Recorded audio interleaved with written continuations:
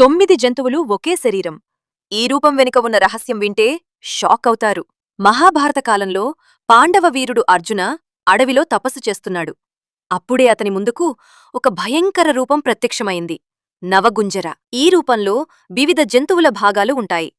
కోడితల, నెమలిమెడ, ఎద్దుకూకుడు, సింహం నడుము, పాము తోక, జింకకాలు, ఏనుగుకాలు, పులికాలు, గుర్రంకాలు. ఇది ఒకే శరీరంలో 9 శక్తుల సమ్మేళనం. ఆ రూపాన్ని చూసిన వెంటనే అర్జునుడు తన గాండీవాన్ని ఎత్తాడు. యుద్ధానికి సిద్ధమయ్యాడు.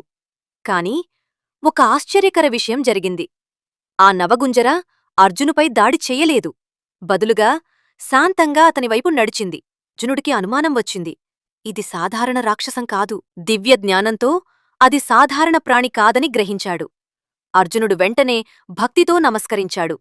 క్షణంలో ఆ రూపం మాయమై అక్కడే కృష్ణా దర్శనమిచ్చాడు. నిజమైన భక్తుడైతే దేవుడు ఏ రూపంలో వచ్చినా గుర్తిస్తాడు. జై శ్రీకృష్ణ.